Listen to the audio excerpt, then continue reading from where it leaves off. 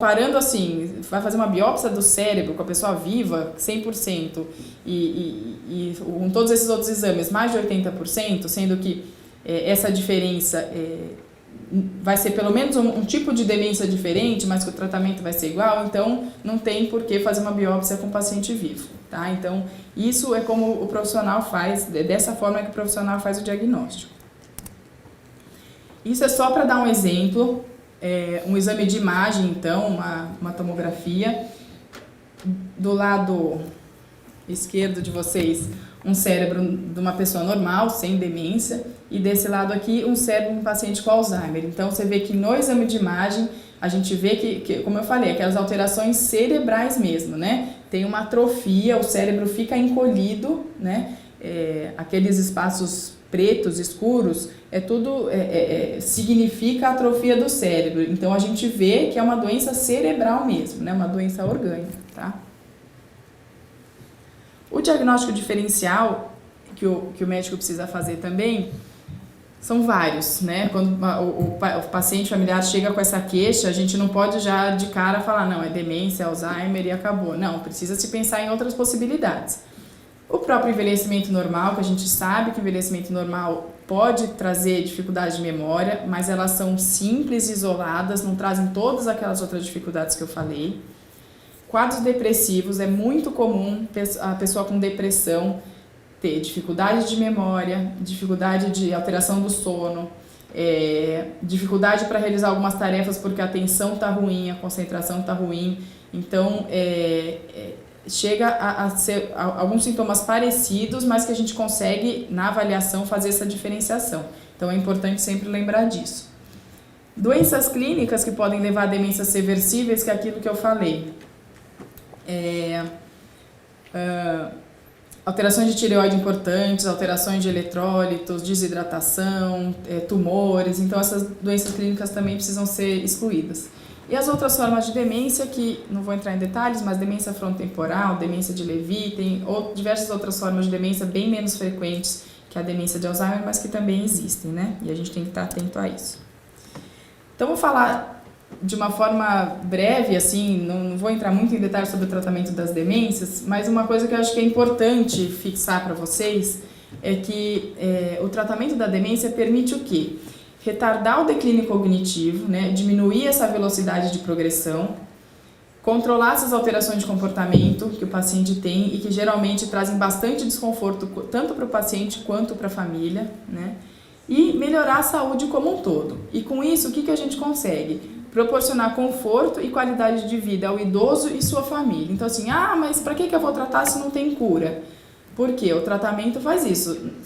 Todo mundo quer ter mais qualidade de vida, em qualquer situação de doença ou de saúde. Então, o mais importante é que o tratamento vai proporcionar isso. Ele pode ser ou medicamentoso ou não medicamentoso.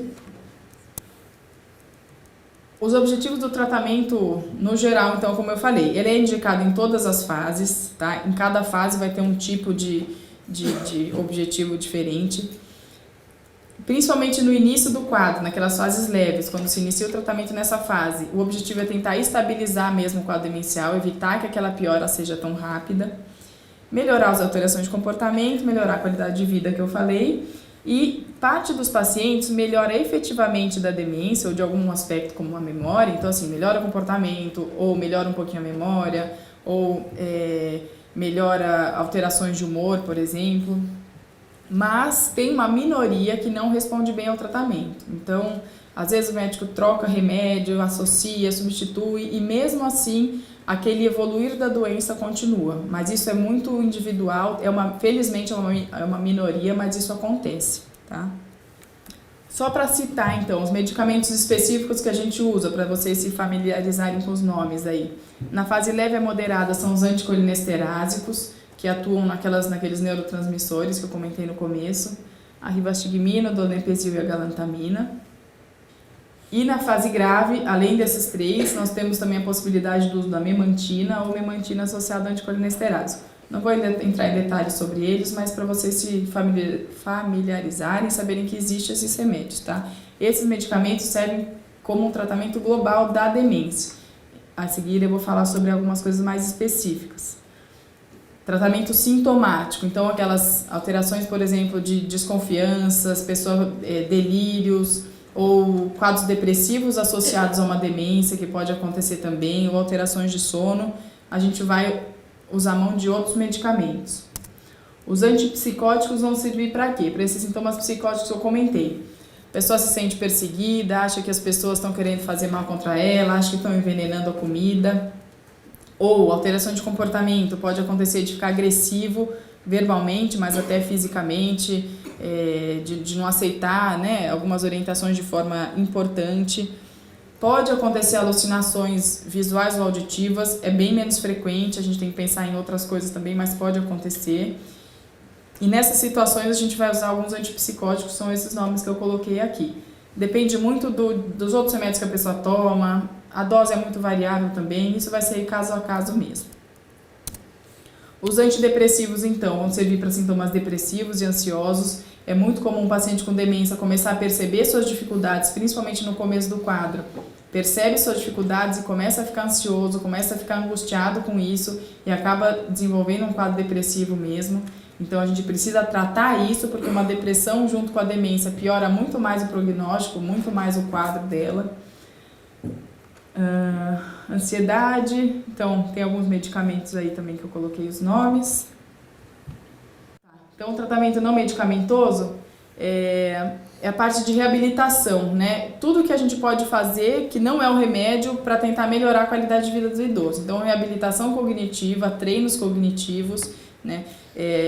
Estimulação, aquelas atividades cognitivas que eu falei, jogos de memória, palavras cruzadas, mostrar álbum de foto da família para ele não perder aquela memória mais antiga, tá sempre lembrando, né, dos familiares, dos nomes, das relações.